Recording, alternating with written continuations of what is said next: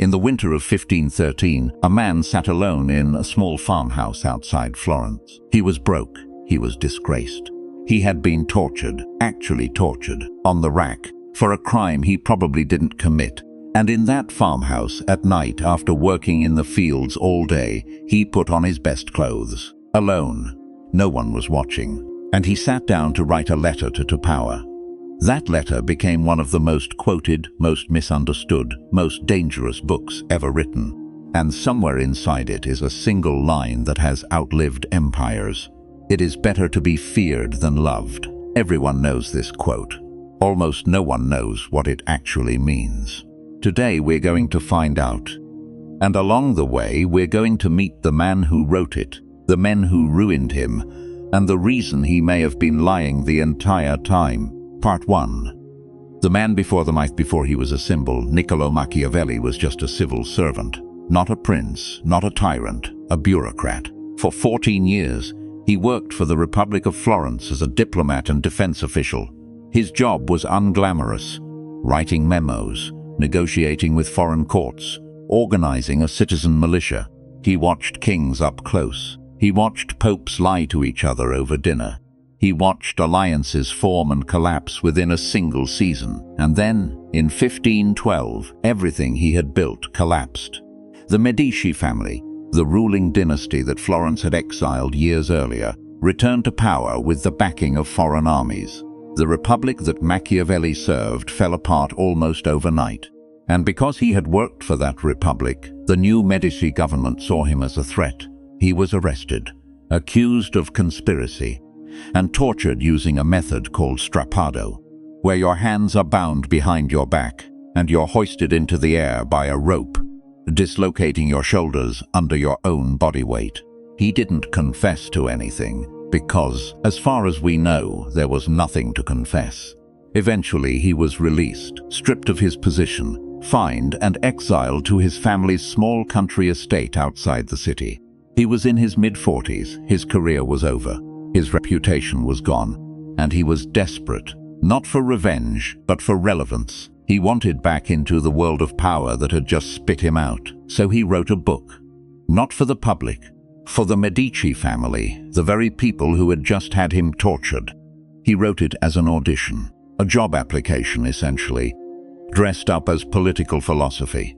That book was called The Prince, Part 2. The world that made the quote necessary. To understand why Machiavelli wrote what he wrote, you have to understand the world he was writing in.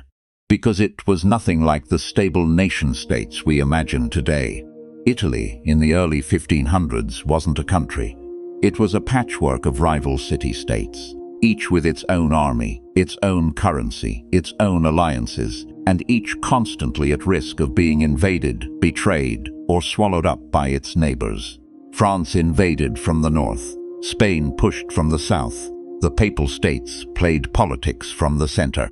And Florence, Machiavelli's home, was caught in the middle of all of it. Too weak to defend itself, too proud to submit. Rulers in this world didn't lose elections. They lost their heads. Loyalty was for sale. Sons overthrew fathers. Popes had children and then made war on them. This was the actual environment Machiavelli had spent 14 years observing up close, as a diplomat sent to negotiate with the very men doing all of this. He wasn't theorizing in a university library. He was writing field notes from the most brutal political laboratory in Europe, and one man more than any other obsessed him, Cesare Borgia. Borgia was the illegitimate son of Pope Alexander VI, and for a few extraordinary years, he carved out a personal kingdom in central Italy through a mixture of military force, calculated cruelty, and ruthless political timing. Machiavelli met him, studied him, watched him operate in real time. And it's Borgia's story that gives us the real origin of better to be feared than loved. Because Machiavelli didn't just state it as a rule. He told a story to prove it. Part 3. The story Machiavelli actually told. Here's what most people never learn. The feared versus loved line isn't a slogan. It's the conclusion of a case study. And the case study is genuinely brutal. When Cesare Borgia conquered the region of Romagna, it was, in Machiavelli's own description, lawless, plagued by robbery, feuding, and disorder. So Borgia needed to restore order fast, and he needed the local population to fear consequences enough to stop tearing each other apart. So he appointed a lieutenant, a man named Ramiro de Orco, and gave him total authority to crush the chaos by any means necessary. And Ramiro did exactly that, ruthlessly, efficiently. The region went quiet. Order returned.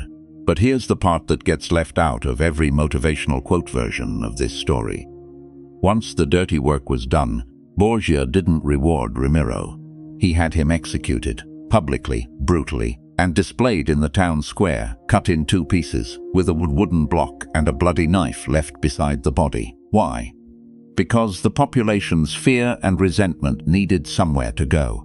By sacrificing his own enforcer, Borgia positioned himself as the one who ended the cruelty, even though he was the one who ordered it in the first place.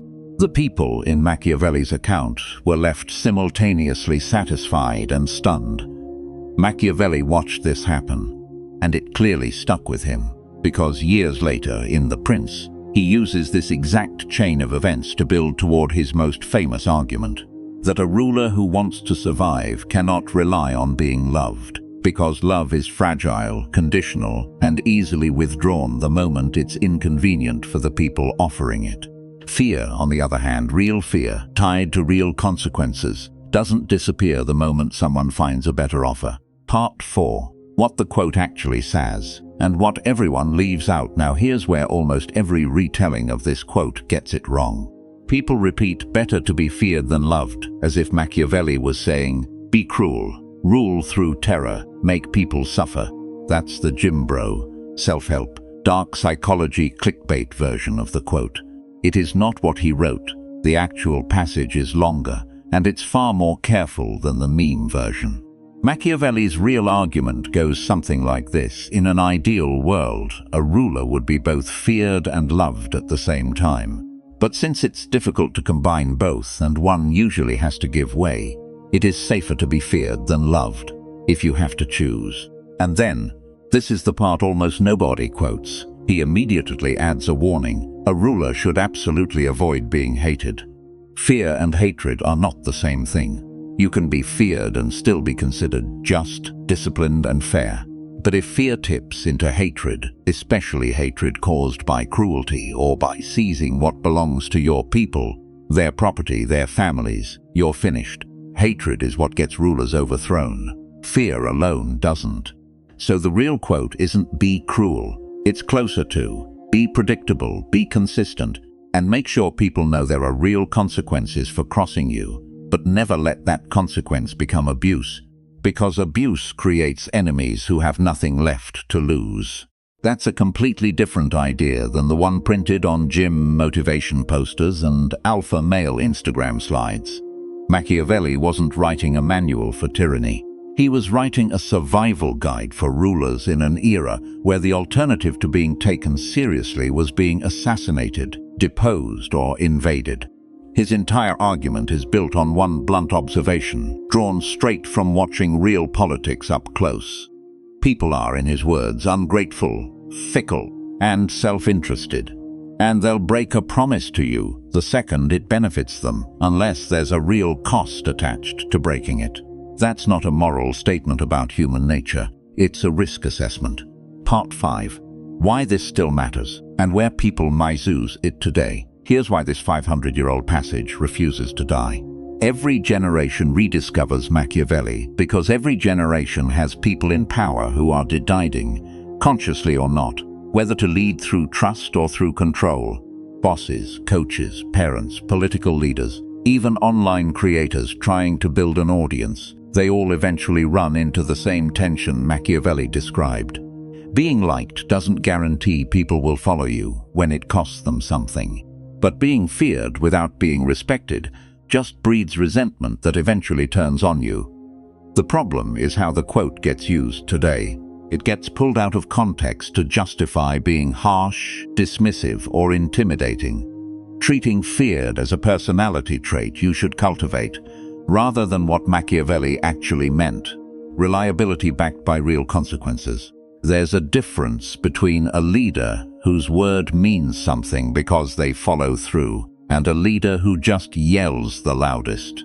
Machiavelli himself would probably say the modern "be ruthless, no empathy" interpretation of his work is exactly the kind of hatred-inducing cruelty he warned rulers to avoid. The version that gets you overthrown, not the version that keeps you in power.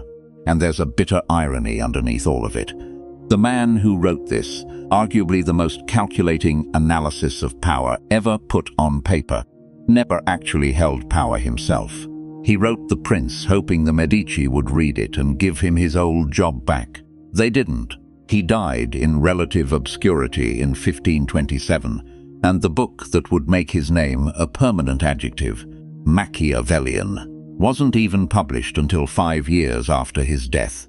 So the next time you hear, "It's better to be feared than loved," remember what's actually behind it. A disgraced diplomat, tortured by the very family he was trying to impress, writing from a cold farmhouse, drawing on the calculated cruelty of a warlord who threw his own enforcer to the crowd, just to manage public opinion. It was never really advice about being scary. It was advice about being dependable, and about understanding that in a world where loyalty is often conditional, consistency is the only currency that doesn't devalue overnight. Machiavelli didn't get his job back, but he got something he probably never expected. 500 years later, we're still arguing about what he actually meant. If you want to actually understand power, instead of just repeating quotes about it, subscribe. Because next time, we're going through the story Machiavelli left out of the history books entirely. The fall of Cesare Borgia, and how the man Machiavelli admired most collapsed in less than a year.